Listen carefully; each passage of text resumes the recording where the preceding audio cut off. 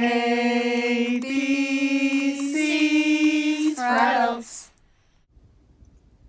A, B, C's for adults, episode 22, H is for help.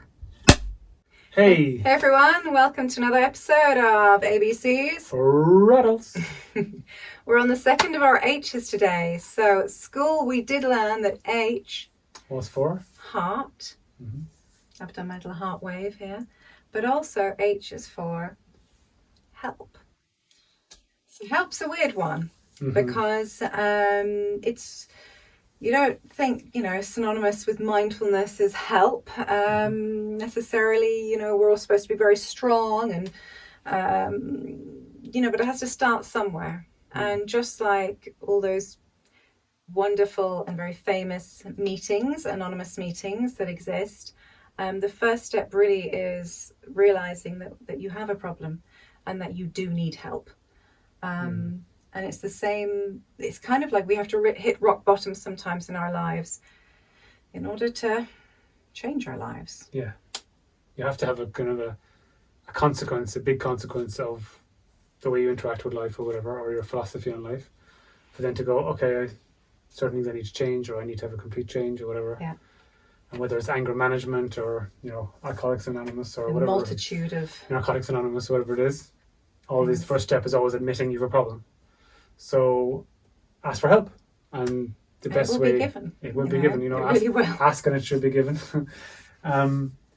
It's the first step really, I suppose, because it's kind of your humility. It's coming to a point where you don't think that you have all the answers. Yeah. So you automatically, a bit like the old tale of the monk when he's filling up the tea and he kept filling it until it overflowed and he's like, stop. And it was like, you need to empty your cup before I can fill it. So that's all your ideas, all your notions. Your oceans of notions, drain them all. Your concepts, your perspective, what you thought was on the hierarchy of what it was to be a successful, well-balanced, healthy individual.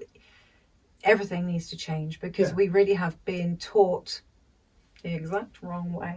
Vernon Howard. Great Vernon Howard said, humans have it exactly opposite.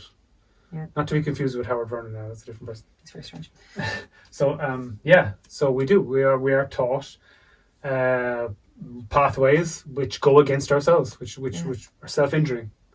And which go against skillful living. Like we're taught unskillful living under the guise that this is the most skillful. It's like it's not skillful. It serves a small field painful. And doesn't even serve them because they're not happy anyway. No. So we need to but it's all changing. It's on the way. The world is in this big flux right now. It's a very strange time where we really are going through this cambiamento, this big change.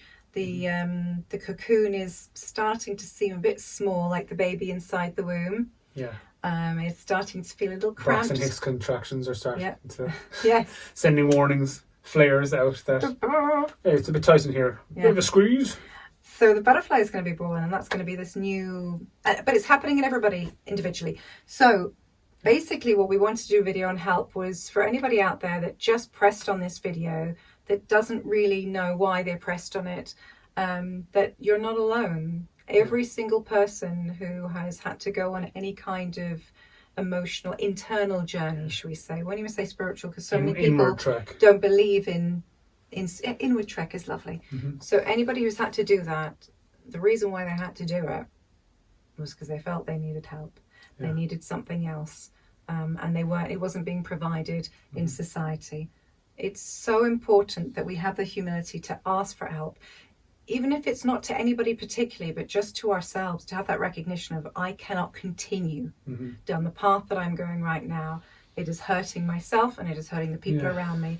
I need to change direction. Yeah, I mean, like there's the traditional religious kind of structure which has praying, but praying really is just having humility before the universe and realizing that maybe it's meditation. That there's a greater power than just your own little pod, and you're just asking for help in that way, or at least making some attempt to connect to it. Exactly. And I don't know, we're just the journey that we've been on, we found that in the moments where we were the most humble, when humility was really asked for, Appropriate.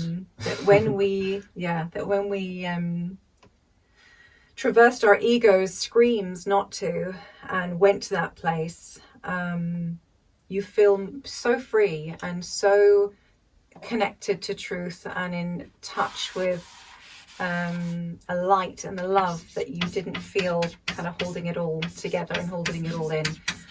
There is help out there in so many different ways. That's the one fantastic thing about the internet and social media. Let life in, exactly. Let life in. When you start just making that first step of saying, I can't do this anymore, I need help. Yeah. And be it, as we said, either with people, organizations or groups, spiritual, non-spiritual, but even just opening up some really wonderful books from the 18th and the 19th century. Sorry, the 20th and the 19th century. I know the 18th, but especially the last century, there's been some amazing books where you can just really connect with other people and who themselves have gotten lost. Mm-hmm. Sorry. No, I just realised that these people themselves had the same kind of questions. But that's the thing. There's a record of it. What did someone say? Who's going to help you get out of hell more than people who have also found themselves lost in there? Yeah, they're the best people to ask. You can't have somebody who's never had to go through hardship or struggles or anything like that to get you out of this tough energy space.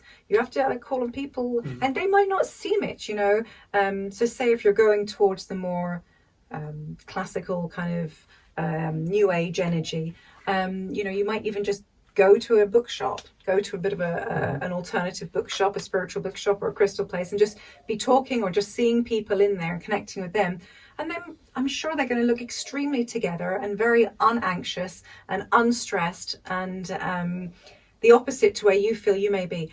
But they're only that way because they went on their journey, because they had to change something. Yeah, I mean, there's several examples of people saying like, oh, it's all very well for the monks who live away up in the isolation and all this kind of stuff. It's like, what do you think drove them there? Yeah. And yes, you do definitely... But yes, it is harder to be living not in the mountain and be living in the valley, for sure, for the people who be saying 100%, but that's my point. Especially to have a family. You don't need to go onto a mountain to find isolation. Just like, just being in your own thoughts or out in nature. Just turning off screens. Or turning off screens for a second, just to kind of be with yourself. And you'll find an awful lot of the voices or whatever, the things that plague you, the worries and so on, will actually dissipate. They just go away by themselves, if they're allowed to. They're allowed to, So reach out. Reach out, let life in, and don't be afraid to ask for help. That's basically the message of today. Yeah, keep this a short one compared to last week's, which was a bit long.